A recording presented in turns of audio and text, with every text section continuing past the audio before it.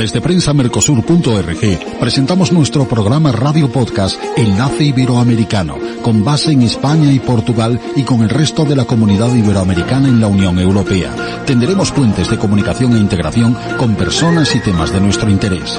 Radio Mercosur y su Enlace Iberoamericano, presentado desde España por Javier Pertierra, se emitirá los jueves en vivo y en directo. Enlace Iberoamericano, que comenzará a las 13 horas en Brasil, Argentina y Uruguay, 12 horas de Bolivia, Paraguay, Chile, Cuba y Venezuela, 11 horas de Colombia, Ecuador y Perú, 10 horas de México y Centroamérica, 18 horas de España.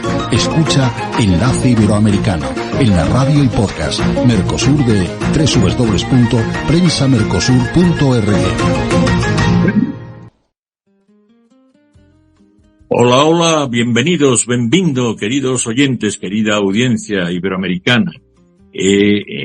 Hoy tengo el privilegio de estar y escuchar a voces que marcaron la historia del idioma español y de los hispanohablantes. Esta lengua que, como saben, vibra en 4 continentes y con el ruso y el portugués en 5, y que hace pocos días se ha comprobado el estudio estadístico de el Instituto Cervantes que ya superamos consolidamos ya los 900 millones de hispanoparlantes de una lengua materna que se habla en 5 continentes y que es el español y el portugués mutuamente transponible, intercomprensibles mayoritariamente, y creo que estas voces que hoy vamos a escuchar se recordarán por siempre. Vamos a tener una presentación y grabación de don Luis del Olmo, el gran coloso, que yo he hecho un artículo que le he denominado sinceramente el coloso legendario, imperecedero de las ondas y de la radio hispana. Don Luis del Olmo nos presentará a una personalidad que sin duda avala por su carrera ser llamado la semilla, el origen, y continúa con ese legado, echando ramas, ese legado que es don Miguel de los Santos, y además su segundo apellido es San Martín, o sea que tiene mucho que ver con aquello que llamamos el independentismo y de la patria grande que queríamos dejar ahí. Él nos explicará todo este ámbito de sus grandes vinculaciones. Yo quisiera solo resaltar que, al igual que va a presentar el programa en breve, cuando yo dé adelante a esa grabación, el portentoso y el trabajadorcísimo Luis del Olmo, ya retirado, pero todavía con la energía que tiene, que son de la misma quinta, de la misma generación, don Miguel de los Santos, pues estos dos colosos, es decir, que son uno maestro de la radio y el otro también, además, de la televisión española. Don Miguel de los Santos San Martín fue pionero en divulgar la realidad, a mi entender, iberoamericana, con programas que cuando yo era un crío, pues me sorprendían. Programas como con otro acento, qué bonito, ¿no? Allá hablábamos la misma lengua pero con otro acento, al igual que ocurre también acá, los andaluces y los madrileños o los catalanes lo hablan con otro acento, este maravilloso lengua que tenemos. Pues también siguió con otro programa que se titulaba América Total, fíjense ustedes, y como gran profesional le dieron el premio Antena de Oro Extraordinario. Recientemente me comenta que desde que es un poquito más adulto, al final abrazó la carrera literaria con una vorágine de libros, colaboraciones, prólogos, guiones, que hablaremos de ello con calma, y su último, digamos, chispazo literario fue Flor de Avispa, que trata una dinámica muy cercana a Centroamérica, esencialmente de Nicaragua. Hablaremos con todo esto de este magnífico invitado, y ahora con este rigor y sensibilidad que no podré en ningún caso nada más que admirar, me atrevo a decir a nuestro director que nos ponga este emotivo mensaje de don Luis del Olmo. Adelante, director Jason. Queridos adelante oyentes de Iberoamérica, hermanos del idioma, de la cultura, del alma. Les habla Luis del Olmo. Quienes me conocéis, ya sabéis que soy un hombre de radio que lleva más de medio siglo intentando hacer del micrófono una herramienta de encuentro entre colectivos, pero también entre personas de distintas procedencias. Y hoy tengo el honor de saludarles a través de este programa que ya en su título lo dice todo, Enlace Iberoamericano. Cuando Protagonistas inició su andadura en Radio Nacional de España, lo hicimos con la certeza de que la radio podía unir a personas muy distintas con una misma voz. Hoy, desde prensamercosur.org, vuelvo a atender ese hilo invisible pero poderoso que une a España con América Latina, a los hispanohablantes con los lusoparlantes, en definitiva, a los pueblos que saben que una palabra bien dicha pueda vencer cualquier frontera. Desde mi refugio de Roda de Bará en la costa de Tarragona, donde un pequeño museo recuerda los momentos más importantes que hemos vivido los comunicadores que iniciamos nuestra andadura a mediados del siglo XX, les envío mi voz cargada de afecto, de admiración y de respeto, y les invito a visitar este museo que recoge momentos que ya son historia de la radio. Ahora ustedes, amigos y amigas oyentes de Enlace Iberoamericano, queridos oyentes latinoamericanos, son los protagonistas, con todas las letras, del espíritu iberoamericano. Y en estos tiempos en que todo cambia tan rápido, la radio y su tecnopariente, el podcast, sigue siendo ese lugar donde nos escuchamos y nos enseñamos, donde compartimos historias, ideas y sueños. Gracias por dejarme entrar en sus casas, en sus coches, en sus vidas. Gracias por seguir creyendo en la magia de la palabra y en la voz que nos une. Porque según el académico y autor de una gramática española, Emilio Alarcos, la lengua es la sangre del espíritu de una cultura. Y recuerden siempre, cuando el idioma se convierte en puente, ya no hay océanos que separen, solo voces que nos unen. Con todo mi cariño, desde España, les habla Luis del Olmo. ¿Qué le pareció, don Miguel? ¿Qué le parece, don Miguel? El micro, si es tan amable, querido Miguel. Yo quisiera reseñar que son de la misma generación y que me gustaría que Miguel quitara el mute. Y en cualquier caso yo sigo hablando mientras él toma la palabra, don Miguel de los Santos. ¿Aló, Javier? Sí, claro que sí, don Miguel, como hablamos, no hace falta que usted quite el micro, solamente señalarle la emoción que nos da primero el directo, que estamos en directo con más de 60 radios asociadas y en Prensa Mercosur, Radio Mercosur y otras plataformas como TuneIn. Y don Miguel, para mí es emocionante poder trasladar esa magnífica voz y poderoso mensaje a la iberofonía. Quisiera que usted, que fue correligionario y que empezó en la carrera de la radio, contara un poco esas conexiones que a usted le unen con don Luis del Olmo.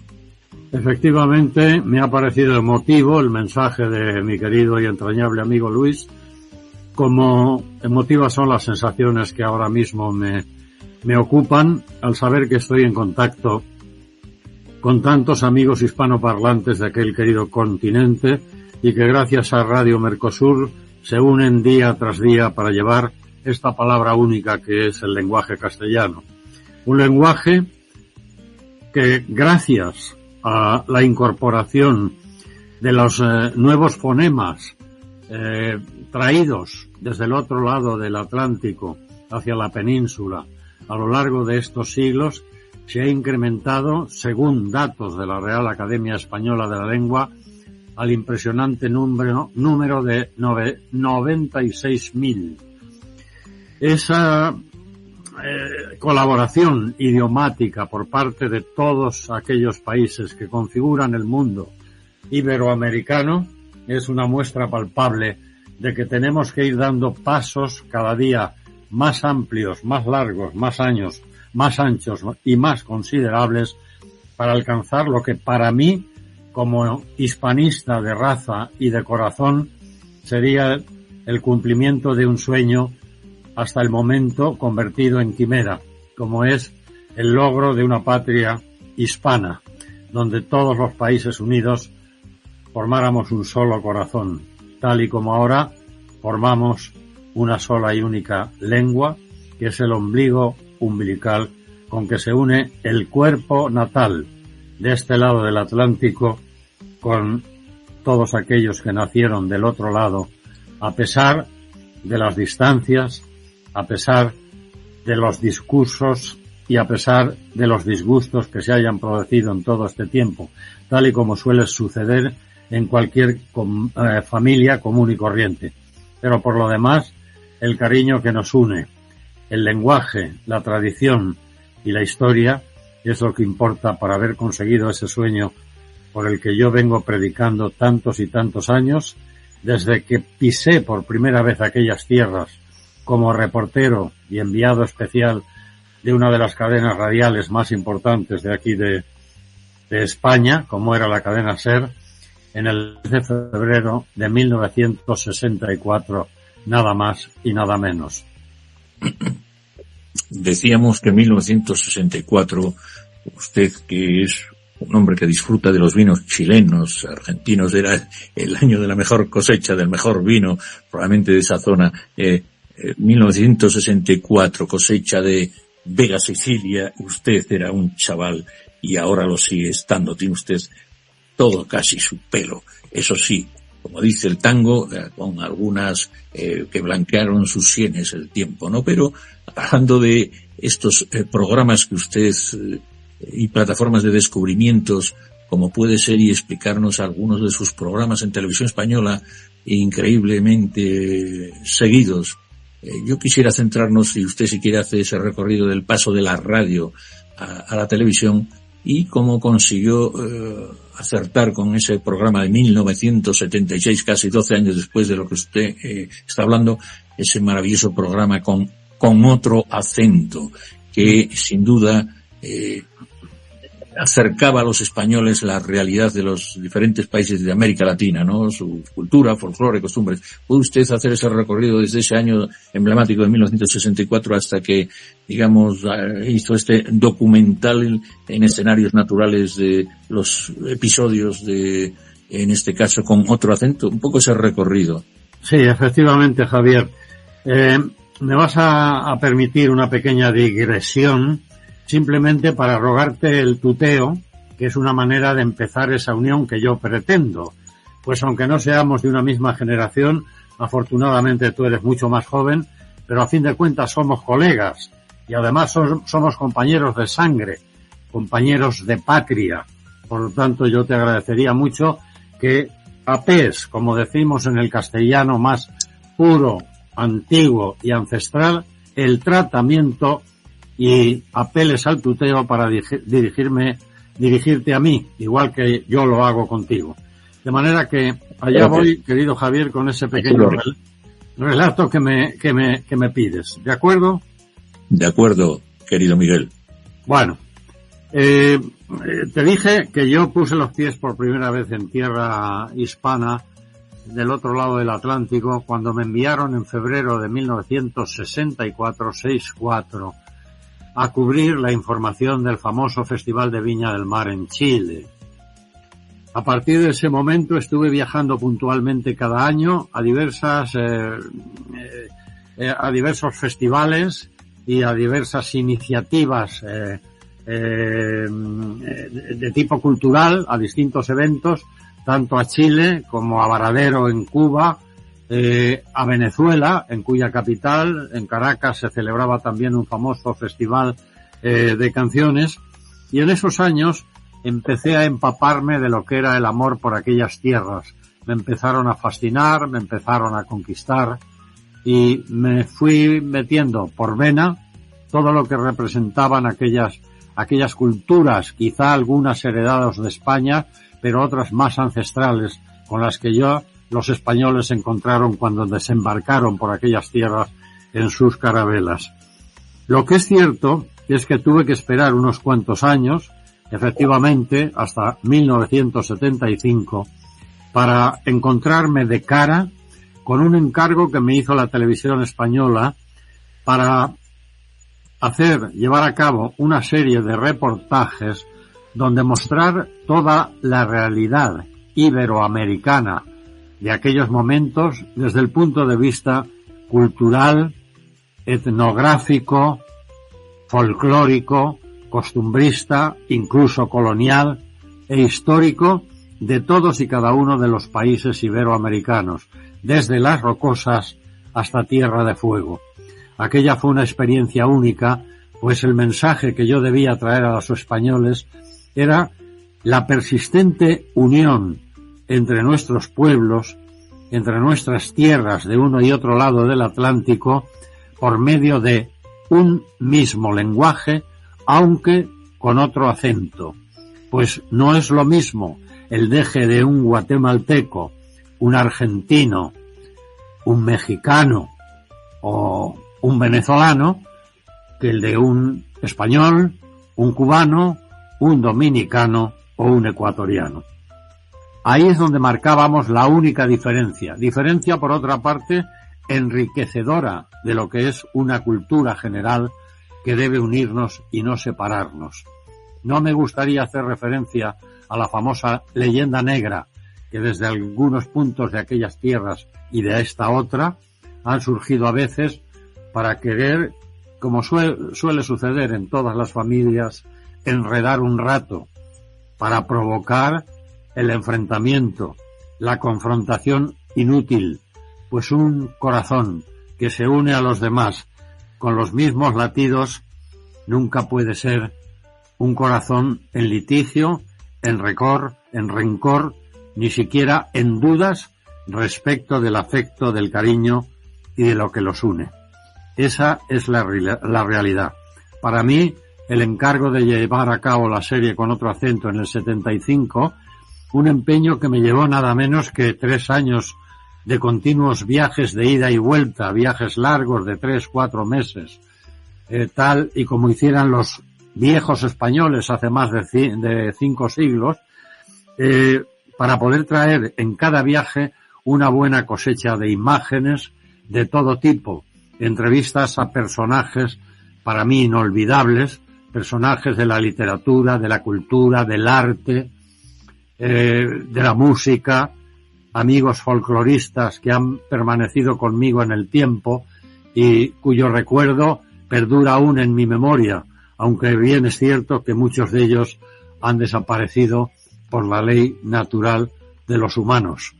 Pero aún así, todavía me permito de vez en cuando recordarles en mis escritos y revivir momentos inolvidables, como el que tuve con Pablo Neruda en Chile, allá por 1968, cuando le realicé una entrevista interesantísima, mientras le robaba de un meeting que estaba predispuesto a dar en ese momento en el famoso Teatro Municipal de la Alameda Central en Valparaíso, donde se postulaba por el Partido Comunista Chileno en aquel año de 1968 y me confundo, 69. O la entrevista que mantuve en su cátedra muchos años después de la ciudad de Montevideo con el escritor uruguayo u oriental, como les gusta decir a ellos, Mario Benedetti, o el encuentro con el formidable pintor Guayasamín en su estudio de Quito, donde me desveló algunos de los secretos de su extraordinario arte pictórico, o el encuentro que tuve con algunos de los folcloristas más importantes como Chabuca Granda, Carlos Mejía Godoy, tanto don Silvestre Vargas, como veis, representantes de la cultura de tantos países que por mi gusto serían simplemente estados de una unión general llamada la patria hispana. Pues gracias, querido Miguel.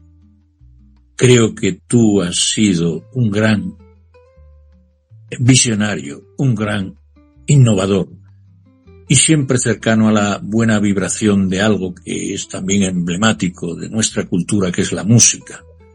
Antes de pasar a hablar de este programa también, que a mí me encantó, de 1995 al 2004, yo ya era un adolescente que se titulaba América Total, tuviste series tan maravillosas con gente de allá y siempre muy rodeado en muchos de los programas con la música. Corrígeme si me equivoco, ¿verdad? Siempre has tenido esa...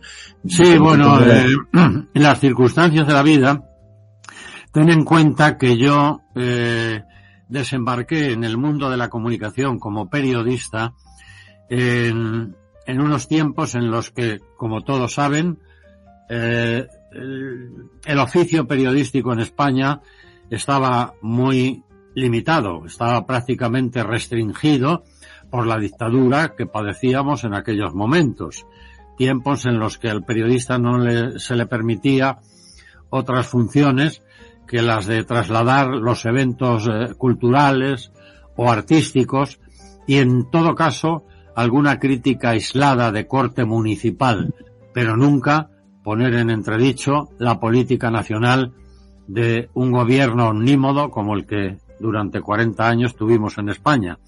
Eso hizo que me tuviera que refugiar en transmitir a mis oyentes en la radio o espectadores en la televisión, pues eso, los eventos musicales, artísticos y culturales que se daban por todo el mundo. De ahí que los primeros años estuviera dedicado única y exclusivamente a eventos musicales, a presentar programas de entretenimiento en la televisión española, hasta que llegó esa oportunidad de Con otro acento. Como consecuencia de la serie Con otro acento, años más tarde, revisando todo lo que había podido mostrar a los espectadores españoles en la famosa serie, encontré con que mis notas tenían una mayor abundancia de datos que se habían quedado inconclusos durante aquel rodaje de 26 capítulos de 1 hora que habíamos producido en la serie Con otro acento. Entonces pensé que aún mantenía una deuda con vosotros, con la gente del otro lado del mar, del Atlántico, porque me habían quedado muchas cosas por mostrar a los espectadores. En aquel entonces yo había formado ya una productora independiente de mi propiedad y con la ayuda de algunos sponsors o patrocinadores decidí poner en marcha una nueva aventura iberoamericana y creamos la serie América Total, donde mostraríamos ya toda la exuberancia, la belleza, el paisajismo, la cultura, los personajes, los prohombres y el devenir histórico de aquellas tierras país por país, metro a metro.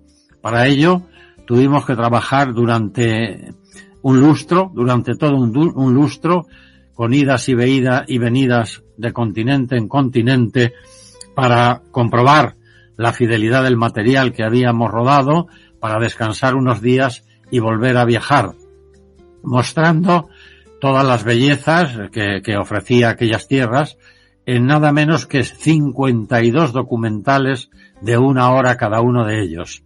Una vez terminado aquel trabajo, que como ya digo, duró un lustro solo de rodaje, más añadamos todo el tiempo que se llevó de postproducción hasta ver emitida la serie a través de Televisión Española y algunos canales de Iberoamérica, pues había transcurrido 1 década.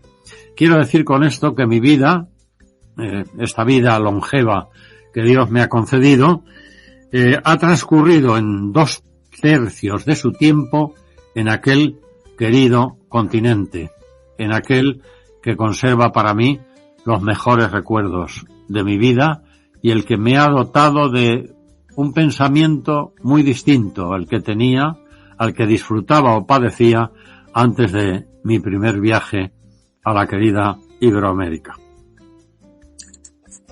Pues Miguel, yo también señalarte que con todo ese recorrido que estamos empezando, porque como tú dices ya tienes juventud acumulada y una enorme energía, fuisteis los frutos de ese árbol los frutos que dan las semillas de una generación como la vuestra ejemplar, que abrió brechas.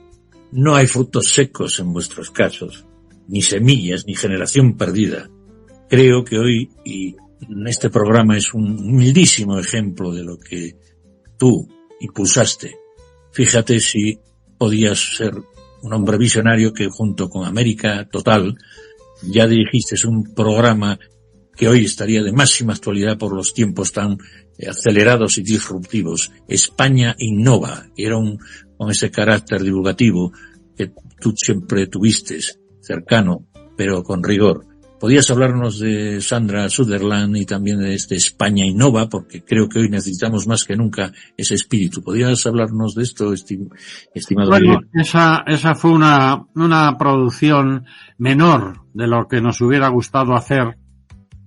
Primero, por los medios económicos, que eran precarios, los que se nos fueron dados para llevarla a cabo. Y a continuación, porque se trataba simplemente de unos microespacios, como llamamos aquí de este lado de las Españas, muy breves, apenas de 1 minuto, donde lo único que pretendía en aquellos momentos el Instituto de Innovación del Ministerio de Industria español era mostrar a los españoles y también a los hispanos del otro lado del mar los últimos adelantos de la técnica promovidos por dicho Instituto Español de Industria. Y bueno, aquello se quedó simplemente una especie de muestrario, de breve muestrario, de los avances tecnológicos a los que alumbraba ya este siglo XXI que se nos vino encima.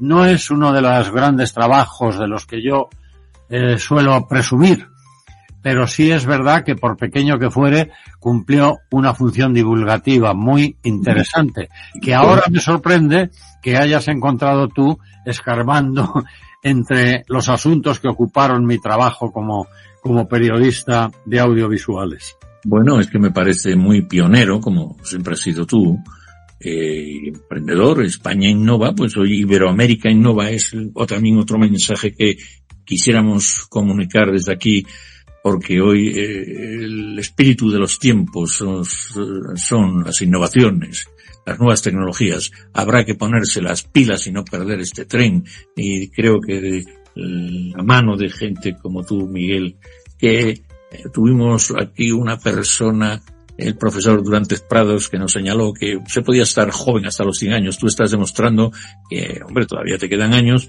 pero fíjate tú, estábamos hablando de otro campo. Primero abrazaste y ahora pasamos a los corresponsales en unos minutos que nos piden la mano desde México.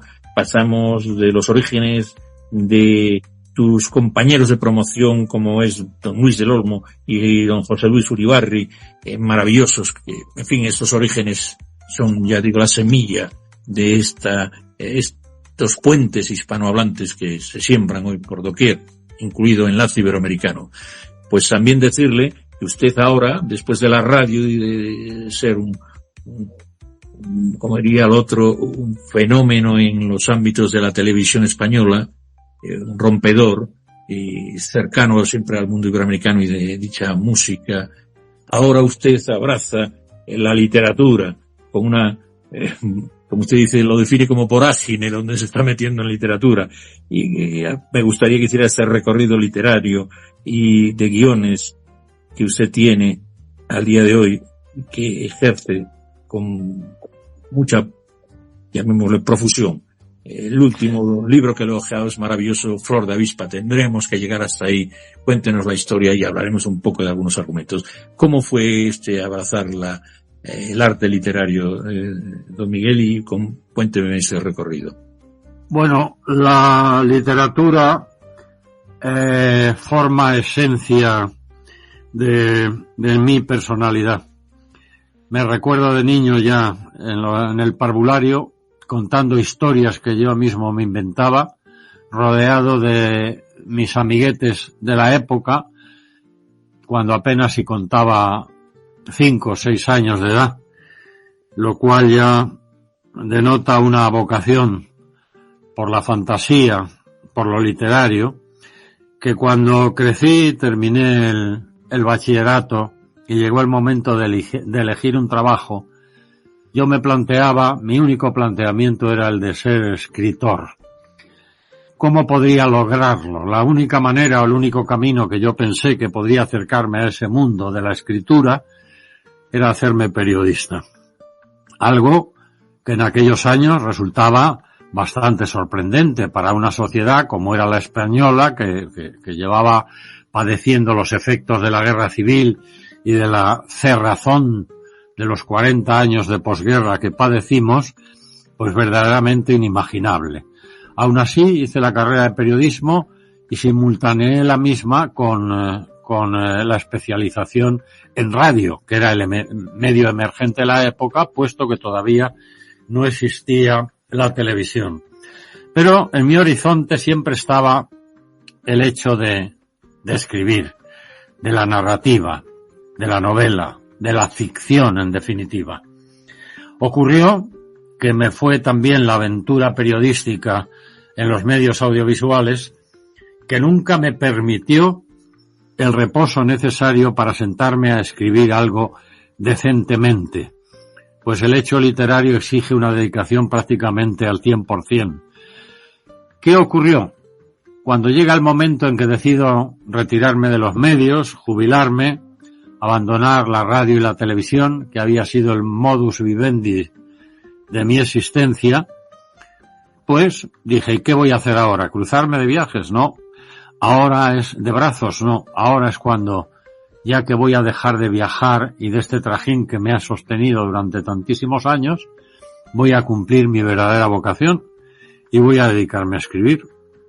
Publiqué un primer libro de relatos profesionales sorprendentes, el año y el momento en el que estuve a punto de ir a parar en el famoso Estadio Nacional chileno, por obra y gracia de las huestes del dictador Pinochet, el momento de mi encuentro con Pablo Neruda en Valparaíso, la hora de madrugada en que regresando de Olivos las huestes del general Videla estuvieron a punto de ametrallarnos cuando regresábamos en un coche hacia el hotel donde nos hospedábamos para localizar una serie de cantantes con vistas a presentarles a través de los programas de Con Otro Acento, y tantas peripecias buenas, malas y regulares como había vivido en ese continente. Esa era la trama central de los 33 relatos que contuvo aquel primer libro. Animado por el éxito que tuvo, tanto entre los compañeros como la crítica y también los lectores, pues ya me puse a escribir la primera novela, que fue testimonial de mi propia vida y de mi propia infancia.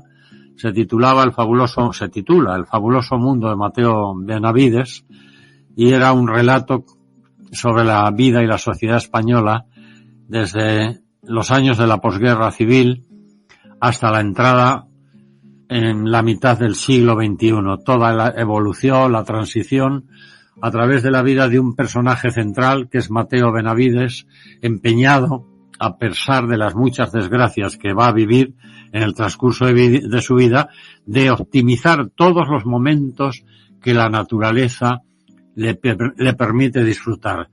Todo para él es bueno, y ese es el mensaje central. Una novela cuyo lema fundamental se basa en un aforismo que viene a decir: la vida es como un largo viaje donde no importa mucho el punto de partida ni la llegada final, sino el recorrido. Eso es lo que viene a contar El fabuloso mundo de Mateo Benavides.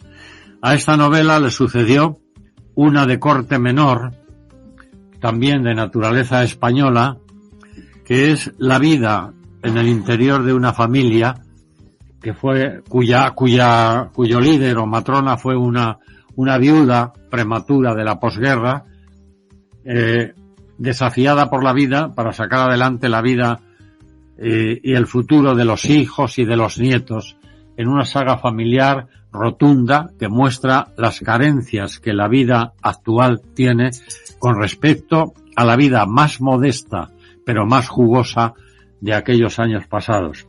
Y lo último, que es sobre lo que quiero hacer hincapié, porque afortunadamente, no sé si con razón o sin ella, ha obtenido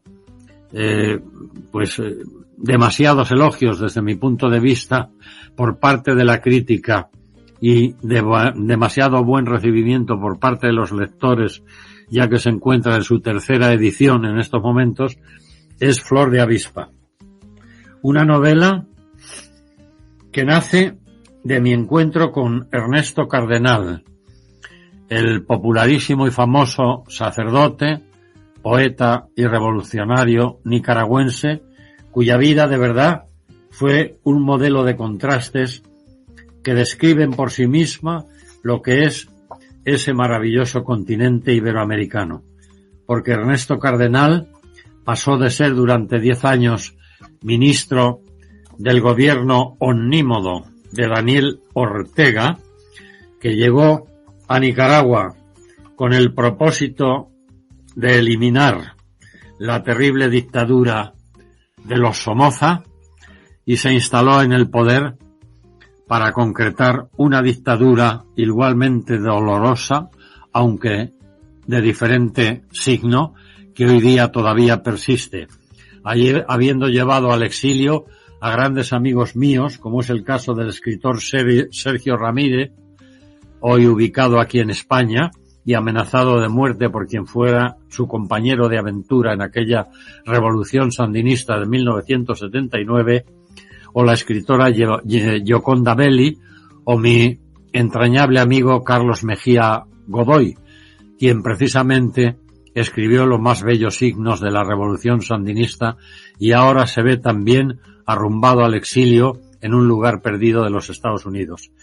En ese contexto revolucionario del sandinismo se desarrolla mi novela Flor de Avispa, a sugerencia de una entrevista mía con Ernesto Cardenal, cuando, arrepentido de su involucración con el gobierno de Daniel Ortega como ministro de Cultura durante 10 años, decidió abandonar dicho gobierno y, recluyéndose en el archipiélago nicaragüense de Solentiname, fundó una escuela para la rehabilitación de gentes marginales, la famosa escuela de pintura primitivista, en uno de cuyos cuadros más emblemáticos configura la portada de mi novela, Flor de Avispa, a la que ha prologado precisamente el exiliado y entrañable amigo nicaragüense Sergio Ramírez, y que para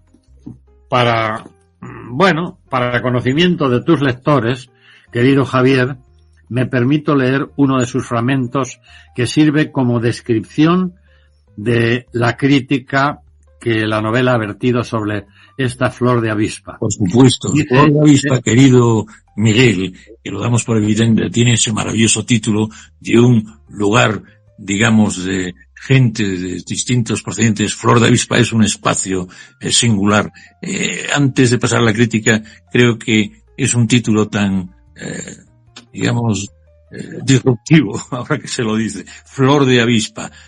Antes de leer esa crítica, quisiera que usted dijera qué es Flor de Avispa y qué personajes y por qué se fije usted en esto, y luego pasamos a la crítica. Me parece algo extraordinario. Además, señalar a nuestros oyentes, a nuestros escuchantes, que Está en ciernes otro libro, pero esa es historia de otro costal. Quisiera que hablara además del espacio este de Flor de Avispa para que vea la gente la enorme sensibilidad que tiene nuestro invitado, mi querido Miguel de los Santos. Es un periodista, es un realizador, pero sobre todo tiene marca del gran escritor. Flor de Avispa y la crítica. Perdóname que le haya interrumpido, querido Miguel. No, Javier, has hecho muy bien en puntualizar. La novela se desarrolla en el contexto de la propia revolución sandinista y también donde saben nuestros oyentes que fue importante la colaboración de la famosa Iglesia de la Teología de la Liberación, a la que perteneció en su momento Ernesto Cardenal. Por tanto, el protagonista principal es un joven sacerdote que comete un pecado horrendo, se ve involucrado en un acto que no hubiera podido imaginar nunca, lo que le hace huir de su propia conciencia hasta refugiarse en un lugar perdido de la selva nicaragüense, justo frente a un puesto internacional del Paso, a ver cómo lo describo yo aquí, un fielato hacia Costa Rica en pleno río San Juan, donde se levanta un inmenso prostíbulo llamado precisamente Flor de Avispa, donde se dan cita una serie de personajes tremendos. La historia es una historia de amor, pero no entre hombre y mujer, no es la clásica historia de amor, sino entre dos personajes que se necesitan rabiosamente. El joven sacerdote que busca la redención a su pecado y ha huido y se ha refugiado en la selva, no dando a conocer su identidad sacerdotal, y una pobre criatura, una desgraciada criatura con la que se encuentra, que padece acondroplasia. La acondroplasia es el enanismo que impide el desarrollo natural de una persona, por lo cual él se hace cargo de convertir a este pobre niño en un ser, en un hombre cabal, en un hombre preparado. Pero la novela empieza en un momento en que el personaje principal, es decir, el sacerdote, a quien todos conocen como el nono Aquiles, ha desaparecido, lo cual hace enloquecer al joven Hermógenes Pachula, que es el otro personaje de referencia que hacía, y dando con sus huesos en el famoso prostíbulo llamado Flor de Avispa, de la otra orilla del río San Juan, porque, según le dice una de las personas que quieren ayudarle, solo en un lugar de esas dimensiones va a encontrar las pistas para localizar al nono Aquiles. En realidad, todo esto se concreta en una descripción que hace Sergio Ramírez en el prólogo de la novela, cuando dice: en la novela, y no lejos de la realidad, confluyes nicaragüenses y costarricenses marcados por la aventura, descastados, contrabandistas, fugados de la justicia, curas rebeldes, adivinas, prostitutas, exiliados todos hasta ese lugar perdido que se vuelven una nación por sí misma, como en tantas otras fronteras latinoamericanas. Esa es la definición que hace de Flor de Avispa Sergio Ramírez, de quien tengo el honor haber recibido el prólogo que preludia el relato que pueden leer a continuación. Pues ahora damos incluso un salto revolucionario con nuestro inigualable don Roberto Ceballos, hermanito cercano de Veracruz, con alma de pirata, tengo entendido, y él nació con la luna de plata. Veracruz, rinconcito donde hacen sus nidos las olas del mar. Y también señalarle, querido amigo, hablando de revoluciones, y preséntese usted con este título que le han concedido no a tanto tiempo. Usted representa a lo más granado de la revolución mexicana, ¿no es así? Y es más abajo de donde decimos, porque hubo varios héroes revolucionarios según en la historiografía mexicana. Preséntese usted, don Roberto, porque yo no me atrevo. Usted me ha demostrado que tiene titulación suficiente y garantizada. ¿Qué le han nombrado para ser portavoz de estos revolucionarios? Comente usted qué representa en ese sentido. Bueno, con el gusto de saludarlos a todos. Muy buenos días desde hoy, desde el ombligo de la Tierra, de la Luna, desde México. Estamos muy cerca de transmitir algunos eventos del desfile conmemorativo de la Revolución Mexicana. Y bueno, más tarde te respondo, porque ahorita me quedé picado con la novela de mi amigo Miguel de los Santos, porque él dice que hay que tutearnos, los chavos, siempre y de corazón abierto, nos tenemos que tutear. Miguel, ha sido un privilegio escuchar la novela Flor de Avispa. Deberías de continuarla, por favor, y decirnos dónde está el audiolibro, porque si no, ya me quedé picado, hermano. Querido Ya me quedé picado, hermano. Querido Roberto, te agradezco el comentario. Primero, permíteme un piropo que me sale del alma de ese México lindo y querido, porque en la tierra que tú estás he pasado momentos inolvidables. Veracruz, que sepan nuestros oyentes que allí llegó Cortés por primera vez. Esa es la costa donde desembarcaron las famosas naves de Hernán Cortés, desde donde recibió ayuda de los propios mexicalis que había ya allí para derribar el gobierno nípodo de Moctezuma, el gran imperio. Sin ellos, nada hubiera podido hacer Cortés.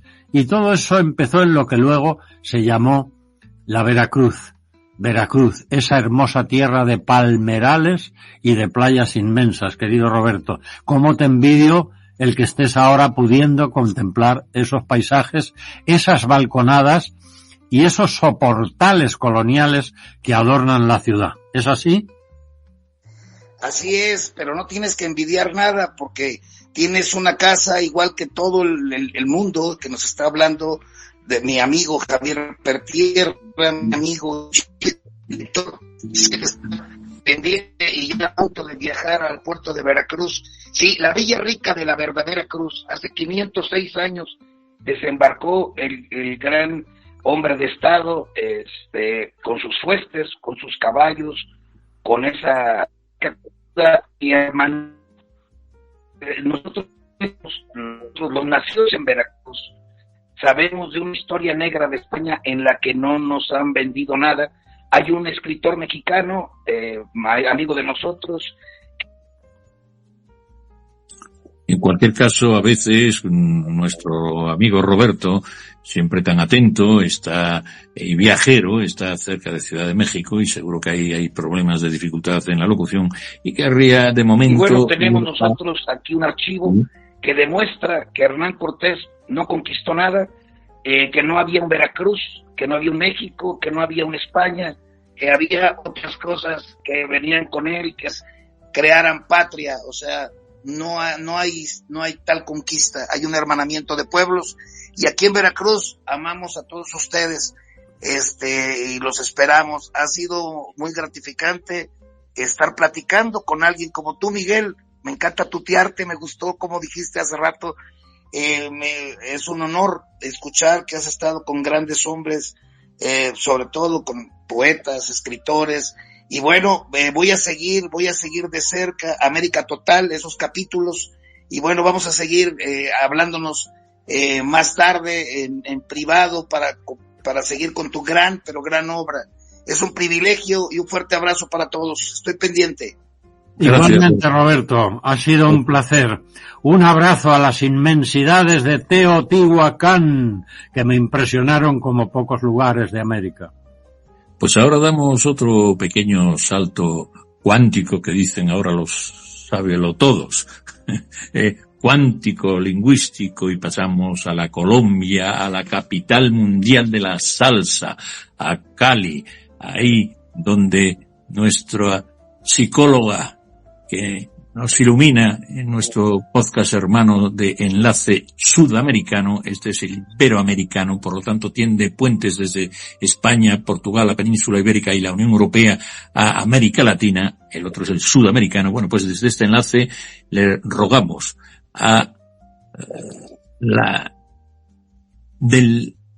preciosidad académica del Valle del Cauca que nos señale que ella, que también escribe libros y cuentos, que nos señale qué opina de nuestro querido Miguel de los Santos, San Martín.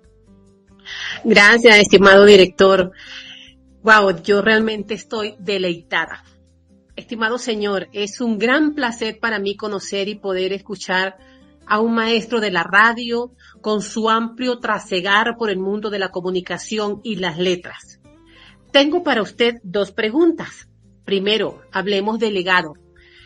¿Qué cree que ha aportado su generación al periodismo iberoamericano? Pregunta número 2. ¿Siente que hoy, con redes sociales y la saturación informativa, se ha perdido algo esencial de ese periodismo que usted conoció? y qué deberíamos, si se puede, rescatar con urgencia. Muchas gracias por su presencia en este programa y por sus respuestas. Bendiciones. Gracias a ti, querida. Es un placer para mí recordar esa tierra amada de Colombia, donde tantas grandes experiencias he adquirido.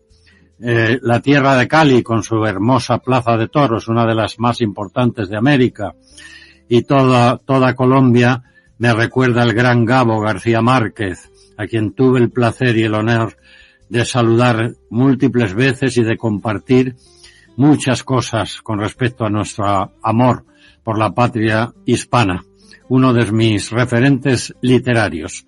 Vamos a ver si puedo responder en una sola las 3 preguntas que me haces. El periodismo que nosotros practicábamos era un periodismo, por llamarlo de alguna manera, a pecho descubierto. En mi caso particular, tuve el privilegio de viajar por aquellas tierras cuando todavía podía mostrar pues todo su contenido inmenso, todo lo que ya he explicado anteriormente, donde podía traer de orilla a orilla todas las sensaciones que mi corazón y mi cabeza iba absorbiendo, tanta belleza, tanta historia, tanto intercambio de culturas como se ha producido a lo largo del tiempo, los orígenes de tantos productos que viajaron de América a España y tantos otros como llevamos nosotros de aquí para allá. Todo eso fue para mí más que una interpretación del periodismo, una labor de magisterio que como pionero para la televisión española tuve el placer y el inmenso honor de desarrollar. ¿Qué ha pasado después? Toda esa informatización, toda esa tecnología punta que se nos ha venido encima, ha hecho que el periodismo empiece a carecer de ese toque de aventura, del que entonces, te pondré un ejemplo, querida amiga, en aquellos tiempos, para mí llegar en aquellos aviones primarios, en aquellos primeros jet transoceánicos, suponían 24 horas de viaje con idas y bajadas en escalas por todo el trayecto para llegar a Chile. Recuerdo todavía el itinerario, partía de Madrid, tenía que hacer una primera escala en Santa Cruz de Tenerife, a continuación Sao Paulo, Río de Janeiro, Buenos Aires y finalmente Santiago de Chile. El regreso por la zona altiplánica era todo lo contrario. De Santiago de Chile me parece que íbamos a parar a Lima, de Lima a Quito, de Quito a Colombia, de Colombia a Caracas, de Caracas a San Juan de Puerto Rico, de San Juan de Puerto Rico cruzábamos el Atlántico para llegar a Las Palmas y finalmente a Madrid. Solo ese viaje, ese trayecto, ya suponía una serie de contactos que por sí mismo eran una completa aventura, porque además aquellas aeronaves eran frágiles, eran incómodas, eran estrechas, pero luego el reconocimiento de distintos mundos, distintas culturas, pero unidas por un mismo idioma, era verdaderamente algo inimaginable para un periodista de aquella época. Hoy día todo eso se resuelve, y respondo así a tu pregunta, con esto mismo que ahora estamos haciendo. Estamos escuchándonos a miles y miles de kilómetros en distintos países, intercambiando ideas, noticias, sensaciones, experiencias, y porque es radio. Pero lo mismo podríamos estar haciendo con la imagen, viéndonos unos a otros. Eso es lo que lamento, no poder verte, porque la mujer colombiana es mucha mujer colombiana. No sé si he respondido a tu pregunta. Ay, muchas gracias, claro que sí. Bueno, pero le cuento un secreto. Yo vivo en Colombia, pero soy venezolana. Bueno, mi padre colombiano y mi madre venezolana. Entonces mejor todavía. Una mezcla insoportable para un españolito como yo. Ay, qué bueno. Usted siempre apostilla fenomenal adjetivos. Mire, ahora vamos a ir a Bolivia. Bolivia, que tiene una zona maravillosa es Villarrica. Fíjese usted qué nombre, ¿no? Y eso en Bolivia, ¿no? Bueno, Pues está don Mario. En Bolivia, entre otras muchas cosas, querido Javier, se construyó la primera y más importante catedral española, que es la catedral, la iglesia de Sucre. Claro que sí. Entre otras muchas cosas. Luego, si quieres, hablamos del Valle de la Luna, hablamos de la Chiquitania en la zona amazónica de Santa Cruz. Pues hablamos usted, de lo que tú quieras de Bolivia. Tenemos aquí a un gran amigo y colaborador de imprensamercosur.org, que es Mario Chichi, y él dirá el resto del apellido, que es muy simpático, pero este buen amigo está en la capital cafetera del Perú, digamos, de alguna manera. Quiero decirte, el barrio de Villarrica está ubicado al oriente del departamento de Paraná. Villamontes. De Villamontes, perdón, el barrio de Villamontes con Villarrica. No, pero atiende, hombre, ¿cómo me voy a confundir si el otro día intenté hablar con un concejal y tenían el mismo nombre? Y casi me cae la cara de vergüenza porque al buscarlo por internet, claro, lo que señala nuestro querido Miguel, hay tantas las raíces que ¿cuántas Córdobas hay en América Latina? Muchas ciudades, incluido esta del norte, tenemos 4 ciudades con el mismo nombre allí, y entonces desde Villamontes, nuestro querido Mario Chichi, en cualquier caso, desde Bolivia, que ahora sabe usted que Bolivia se está sumando ya casi definitivamente a Mercosur, junto con Paraguay, Uruguay, en Brasil y Argentina. Bolivia se integra y que, bueno, está suspendida Venezuela, pero fíjese usted qué maravillosa bloque y zona que probablemente antes de finalizar el año, o en cualquier caso en los próximos meses, se firme un acuerdo de cooperación y libre comercio, el mayor del orbe, porque Europa somos unos 400 y ahí están cercanos, solo Brasil son 216 millones. Estamos en el mayor acuerdo de cooperación y libre comercio, y Bolivia va a integrarse, y espero que Venezuela la suspensión pueda incorporarse también. Pues desde Bolivia, que nos estamos acercando a este gran Mercosur, que también tienen que las mercancías, no solo y los habitantes, sino también las ideas. Queremos que haga alguna pregunta o lo que vea pertinente desde Villamontes, el sur de Bolivia, en el departamento de Tarija y cerca de las laderas de la serranía del Aguaragüe. Qué maravilla, con un valle precioso en el río Pilcomayo. Él habla muchas veces de esa zona que desconozco, pero que está cercana de alguna manera a Paraguay y Argentina, etcétera. Muy buenas, querido Mario. ¿Está usted por ahí presente? ¿Mario? Sí. Sí, Javier, muy buenas tardes a todo el enlace iberoamericano.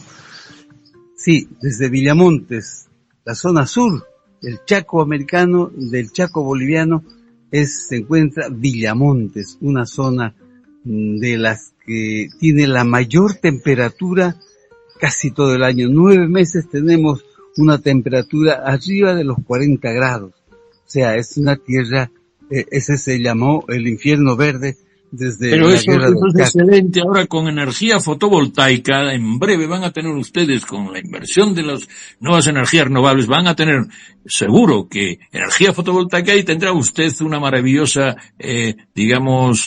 aire acondicionado, ¿no? ¿Puede ser eso una ventaja, Chichi? Aquí también hay zonas, en Sevilla llega muchas, ¿verdad, don Miguel? Querido Miguel, que en Sevilla 40 grados es también bastante frecuente. Así es, seguramente más adelante tendremos gozar de todos los adelantos tecnológicos que tiene, pero eso es soñar un poquito más allá de la realidad que vivimos. Decía que Villamontes es el Chaco boliviano aquí al sur. Villamontes está a 110 kilómetros de la frontera con el Paraguay, a 100 kilómetros de la frontera con Argentina, y bueno, pues somos parte del Chaco sudamericano, una de las reservas naturales más grandes que tiene el mundo entre todo lo que es el Chaco. Villamontes está ubicado acá al sur, a orillas del río Pilcomayo y al pie del imponente Aguaragüe, con una enorme belleza de lo que es la naturaleza el Aguarahue fuente de agua y de vida de todo este Chaco, ¿no es cierto? Y yo quiero primero saludar a Miguel, escucharlo con su novela Cintura de Avispa, creo que es, y hablar de personajes. Flor de avispa, querido. Flor de avispa, y hablar de personajes, de famosos escritores, de Ernesto Cardenal, como uno de los mayores poetas de la tierra, de Rubén Darío, donde están los versos más lindos que tenemos en Latinoamérica, Miguel. De verdad que yo estuve en Nicaragua en los años 79 al triunfo de la revolución, y rememorar todos esos recuerdos, todo lo que yo viví ahí en Esteli, que fue la ciudad donde yo querido Mario, yo también, la novela es una consecuencia de que esos años me pillaron también por aquellas tierras. Acababa de producirse el terrible terremoto que desoló Managua del 72. Pero en el 79, yo aparecí en el 75 y volví por el 79, con lo cual viví toda aquella peripecia horrible nicaragüense. Oye, sí. Permitirme un paréntesis solo para decirle que me avisan, querido Javier y querido Mario, que me quedan aproximadamente 15 minutos de batería. Vale, no se preocupe, que vamos a intentar que sea así. Vayamos con las preguntas rápido y ya cerramos el programa. No se preocupe, que aunque a usted también no tenga batería, la despedida la hago yo. Dime, Mario, dime. Mi pregunta, Miguel, con toda la experiencia vivida, el recorrido en este mundo del periodismo, de la radio, hoy con la tecnología, vemos que la inteligencia artificial está deshumanizando para usted el periodismo tanto escrito y radial, dejando de lado mucho talento, mucho sentimiento, mucha humanidad que el ser humano lo tiene para expresar, y a través de la inteligencia artificial estamos dejando ese gran producción que tiene el ser humano, porque nunca se va a comparar con la inteligencia artificial, la sensibilidad social, tener ese afecto, el sentimiento mismo, cuando uno recorre, como usted ha recorrido Nicaragua, cuando uno recorre Latinoamérica para expresarlo. No existe en la inteligencia artificial un corazón tan grande como el ser humano para expresar la vivencia misma que uno tiene en cada lugar, en cada tierra, en cada país, en cada ciudad, para expresarlo. ¿Usted no cree que la inteligencia artificial más adelante va a deshumanizar el periodismo, no solo escrito, radial y televisivo, Miguel? Mira, querido Mario, acabas de reproducir casi con exactitud el alegato que yo planteé cuando asistí no hace mucho como invitado a una conferencia para presentarnos la inteligencia artificial y hablarnos de ella. Al final levanté la mano y me enfrenté al ponente para rebatir gran parte de los beneficios que él planteaba a través de la inteligencia artificial, especialmente cuando decía que por medio de la inteligencia artificial sería posible escribir un libro. La inteligencia artificial le dices, escríbeme un libro sobre una pareja de enamorados que coinciden en la Torre Eiffel de París y finalmente uno sufre una desgracia, etcétera. Le das una línea argumental. Yo lo rebatí inmediatamente casi con las mismas palabras que tú acabas de utilizar. Es imposible sustituir el alma humana, que es lo que lleva cualquier relato de ficción, cualquier novela, cualquier obra de arte, ya sea literaria, musical, pictórica. Imposible. Usted podrá redactar la historia que le dé la gana, pero ese sentimiento que nace del corazón, del alma humana, es imposible de que sea transcrito por una máquina. Y eso es lo que emociona al lector. Y eso es lo que entusiasma a quien escucha una sinfonía de Beethoven. Y eso es quien no puede apercibir de una máquina cuando es interpretado, por ejemplo, por los Palacagüina de mi amigo Carlos Mejía Godoy. Imposible. Por más que le dictes los versículos, la música, la letra, la misa campesina nicaragüense es irreproducible por una máquina. No se podría crear jamás. Eso es en lo que yo creo y confío también. Gracias, Miguel. Aparte, solamente un poquito más. Bolivia no solamente es el altiplano. Usted decía, ahí está la zona de la Amazonía, en la Chiquitanía, donde están las misiones jesuíticas y las iglesias más hermosas que se pueden haber construido durante esa época de los jesuitas en esa zona. Está San Ramón, San Javier.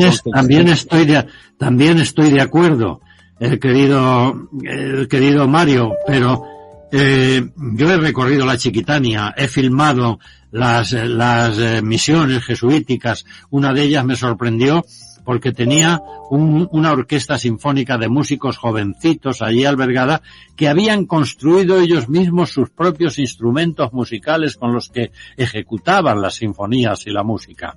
Pero al mismo tiempo quiero decirte que lo que he observado desde la región altiplánica, desde el Huayna Potosí, es lo más cercano al cielo que un ser humano puede estar. Aquella desolación altiplánica es impactante, es una imagen que me llevaré conmigo hasta la tumba. Pues muchas gracias. Y como vamos contrario, tenemos todavía Brasil y Argentina. Me permite un momento hablar con don Hernán. Apuremos la situación y en la recta final, don Hernán Sabater, desde, me imagino, Buenos Aires. Dígame, don Hernán, por favor. Muy buenas tardes, estimado Miguel. Un placer compartir con usted este espacio. Le mando desde Buenos Aires un afectuoso saludo y un abrazo. Quería preguntarle, le persiguen como escritor. ¿Qué paisajes, qué voces, qué recuerdos vuelven una y otra vez a sus libros? Muchas gracias, Hernán. Dígame. Pues indefectiblemente, yo tengo un pedacito de mi corazón en el Café Tortoni de Buenos Aires, otro en el Colón, otro en el Delta del Tigre, donde viví experiencias inolvidables, y por supuesto La Pampa, en San Antonio de Areco, y por supuesto mi encuentro con Mercedes Sosa, allá por el norte, en la ciudad de Córdoba, en la provincia de Misiones, y las cataratas del Iguazú, que pude filmar en helicóptero desde la zona argentina, y tantos recuerdos del Chaco, donde viví experiencias inolvidables en el lago de Nahuel Huapi, el bosque de Rayanes, donde Walt Disney inspiró su famoso Bambi, y tantos lugares que no tengo espacio ni corazón para repetir ahora. Pues espero que cuando presente el siguiente libro sí habrá un recorrido para retomar esta maravillosa conversación. Paso ahora la palabra porque hemos visto que tenemos un plazo que cumplir, sobre todo por nuestro invitado, querido Miguel. Vamos ahora a Brasil, a este maravilloso director Gilson Danta Carmini. Gilson, creo que en ese portuñol cada día más perfecto puede usted hablar con nuestro invitado. Grandes personajes, Gilson y Miguel, del mundo de la iberofonía. Adelante, Gilson, por favor. ¿Está por ahí? Perfecto, mi querido Javier. Un abrazo, Miguel. Qué maravilla escucharte. No imagino esa mente maravillosa, llena de experiencia y transición, ¿no? Usted agarró la cosa cuando se iniciaba y vio ella transformarse. Yo creo que usted más que nadie es una fuente de conocimiento sobre las antiguas y las nuevas tecnologías, ¿no? Que viene llegando últimamente. Y la pregunta que me gustaría hacer a ti, la verdad son dos, complementando un poco lo que dijo los compañeros, sería, yo llegué en una época del periodismo donde para que tú pudieras imprimir un diario, tú tenías que hacer la matriz y tal, y era toda una dificultad porque no podía tener una letracita mal, senão se jodía todo el diario.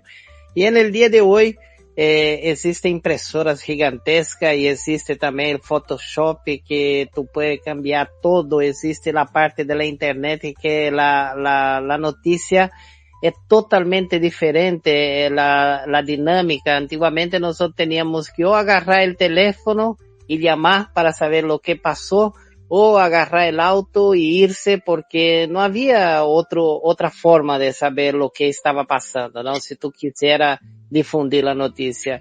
¿Cómo usted ve todo ese cambio? Y principalmente, ¿cuál sería la mensaje que usted pasa para los jóvenes, para las personas que no saben lo que es un VHS, que no sabe lo que es una cinta base de 60 minutos, que no sabe lo que es tanta cosa de nuestra cultura que nos hizo llegar donde estamos? ¿Cuál sería su mensaje para esas personas? Muchas gracias y un placer tenerte acá. Realmente es fantástico porque me imagino lo que tú has vivido y la transformación que tú presenciaste. No es cualquiera que puede pasar por eso. Los jóvenes de ahora, periodistas, llegan en un momento de tecnología, no tienen noción de base de lo que fue el pasado. Entonces, esa sería mi pregunta. Un abrazo. Querido Wilson, es un placer. Ahora mismo estoy sintiendo la emoción de San Salvador Bahía, que es la cuna. Pero mira, yo estoy acá en Foz do Iguazú, en la región trinacional, en las cataratas de Iguazú. Acá estamos directamente desde la región, estoy en Foz, Ciudad del Este y Puerto Iguazú. Pues solo nos falta Paraguay para completar el cuadro, porque ya hemos estado en Argentina, Iguazú, la parte de Iguazú de Argentina, la parte brasileña, ahora quedaría Paraguay, con las también reducciones jesuíticas a un paso de las cataratas. Bueno, casi tú mismo has respondido al sentimiento que tenemos los viejos periodistas acerca de lo que se pierden los nuevos. Se pierden la emoción, la sensación, el riesgo, la aventura. Todo ha sido simplificado. Se pierden ese debatir, las dificultades que se te presentaban para obtener una crónica, una pista, el acceso a un personaje famoso de una manera natural. Tenías que ir a buscarle. Yo tuve que recorrer muchos kilómetros para encontrar a Sergio Amado, el autor de Daniela, Trigo y Canela es la novela emblemática de él, ¿no? Pero cuando lo encontré, descubrí que a través de sus libros, especialmente uno titulado Jubiabá, estaba el corazón de Brasil. La gente piensa en folclore cuando piensa en Brasil. Yo pienso en literatura, en belleza, en música, en alma. Porque el folclore se queda habitualmente en los turistas que visitan Río de Janeiro para ver el carnaval, pero el alma del carnaval brasilero está en San Salvador Bahía, en el Pelourinho, allí es donde se celebra el mejor carnaval del mundo. Y bueno, la respuesta a tu pregunta ya te la he dado. Los jóvenes periodistas nunca conocerán la emoción de la espera, el nerviosismo del peligro próximo, la aventura propia por conseguir la noticia, la entrevista. Hoy día, la tecnología no solo ha simplificado el trabajo, sino que ha simplificado tanto el mundo que no digo que no merezca la pena vivirlo. El mundo merece la pena vivirlo siempre porque siempre uno encuentra nuevos retos. Pero sí digo que se han perdido una buena parte de la mejor rodaja de la historia del mundo. De eso estoy absolutamente convencido. Por eso me siento un privilegiado y quien como tú ha vivido parte de esa historia, de este oficio, ha sido un gran afortunado también. Como ven, Miguel de los Santos no solo es un comunicador excepcional, un hombre que mete emoción porque la ha experimentado en nuestras ondas digitales, este relato iberoamericano de los medios de comunicación que él nos ha transmitido. Quisiera cerrar el programa, pero antes, a esta, para mí, voz oriunda, originaria, que unió nuestros acentos iberoamericanos, o por lo menos ese es mi caso, cuando él me enseñó, y yo era un jovencito, casi un niño, ese mundo iberoamericano, América Latina, esos acentos. Le quisiera hacer una pregunta un poquito personal. Y cuando mira atrás, ¿cuál cree que es el hilo conductor de esa música, de su palabra, de esos acentos y de esa curiosidad? Y también con este hilo conductor, que seguro que usted lo mantiene en esta maravillosa energía y ganas de seguir siendo útil a nuestra comunidad. El hilo conductor, ese que a mí particularmente me mueve, y creo que a todos cuantos practicamos este oficio incomparable de contar cosas, se define con una sola palabra, querido Javier: pasión. Si tienes pasión por este oficio, todo te será más fácil. Todo lo disfrutarás, lo padecerás, lo vivirás con el mismo interés. Pues iba a decir, no solo el sentido de la mirada o el sentido de la palabra, sino el sentido, los 5 sentidos que nos animan, podrán disfrutar de algo tan olvidable como el poder contar las cosas en su esencia, en su valor, en su forma, en su olor, en su tacto, en su mirada. La pues pasión. Es usted tan anticipatorio, es usted tan visionario, que la palabra la ha dicho usted, porque iba a pedir que dejara un mensaje final para la gran familia iberoamericana que nos escucha. Y esa frase que quiere que quede resonando, me la puede repetir en este aire digital y compartido. ¿Cuál es la frase que quiere que quede resonando? Porque casi dijo la palabra. Ahora quiero, si es tan amable, querido y para siempre admirado Miguel de los Santos, ¿cuál es la frase que quiere que quede resonando? Bueno, en primer lugar, y antes de dedicarte esa frase que no tengo que pensar porque ya la puse en valor en la primera de mis novelas, es rogarles, en la medida de lo posible, que por la única vía procedente para conseguir Flor de Avispa que me gustaría leyeran, yo me gustaría podérsela regalar a todos y cada uno de los oyentes que nos están siguiendo, lo haría con mucho gusto, pero ante la imposibilidad les pido que a través de Amazon la consigan, porque por ahora la distribución por Iberoamérica lamentablemente no puede llevarla a cabo mi editorial, salvo que alguna editorial iberoamericana que nos esté escuchando me haga la propuesta. Estamos abiertos a ello, por supuesto. Y ahora esa frase que me pides, querido Javier, y en la que quiero concretar mi agradecimiento a esta fantástica hora que me has hecho disfrutar, recorriendo con el recuerdo, con la memoria, todos aquellos lugares, paisajes y amigos que conocí, visité y disfruté durante tantos años. La frase del libro se concreta en lo siguiente: la vida es un largo viaje, un viaje en definitiva en el que lo de menos es el punto de partida ni el de llegada. Lo importante es saber disfrutar el recorrido. Pues muchas gracias, querido Miguel de los Santos.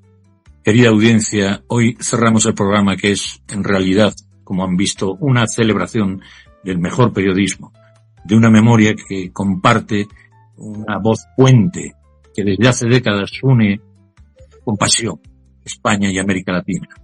Gracias, maestro, por ese puente que nos sigue acompañando mucho tiempo. Desde esta prensa mercosur.org no podemos despedir sin recordar el vínculo profundo con otro gigante, Luis del Olmo, el gran gurú de la radio española, y estas dos voces distintas, dos estilos inconfundibles, pero una misma vocación: hacer de la comunicación y del micrófono un espacio de encuentro iberoamericano, de respeto, de inteligencia y de rigor. Maestros, hoy de algún modo hemos sentido a ambos lados, en ambas orillas, respirar aquí con nosotros la mejor de las verdades, a través de Miguel de los Santos. Hablar con el origen de nuestro periodismo, de nuestra comunidad iberoamericana, es hablar de lo que nos une a esta América mestiza, a esta Iberoamérica híbrida mestiza, y hoy con las nuevas tecnologías que también tienen grandes ventajas, porque son neutras, depende de lo que nosotros querramos usarlas. Este territorio emocional, que sinceramente, más que lingüístico, es de música y acentos y sueños y palabras, porque don Miguel es, en el fondo, un gran literato, nos muestra que esta memoria va a tener futuro. Nuestros oyentes, los escuchantes de nuestros podcasts, van a acompañarnos digitalmente por siempre, y esta voz que importa, la de Miguel de los Santos, y también la que es mi maestro, don Luis del Olmo, emotivamente le digo que me sumo a su familia, que no entiende de estas fronteras más allá del amor de nuestra lengua y de la sangre del espíritu, que dijo don Emilio Alarcos en boca de don Luis del Olmo. Nos escuchamos, querida audiencia, en la próxima edición. Hasta entonces, que estas palabras nos sigan guiando. Hasta luego, mi gente. Hasta siempre, nuestra gente. Desde prensamercosur.org presentamos nuestro programa Radio Podcast Enlace Iberoamericano, con base en España y Portugal y con el resto de la comunidad iberoamericana en la Unión Europea. Tendremos puentes de comunicación e integración con personas y temas de nuestro interés. Radio Mercosur y su Enlace Iberoamericano, presentado desde España por Javier Pertierra, se emitirá los jueves en vivo y en directo. Enlace Iberoamericano, que comenzará a las 13 horas en Brasil, Argentina y Uruguay, 12 horas de Bolivia, Paraguay, Chile, Cuba y Venezuela, 11 horas de Colombia, Ecuador y Perú, 10 horas de México y Centroamérica, 18 horas de España. Escucha Enlace Iberoamericano en la radio y podcast Mercosur de www.prensamercosur.org.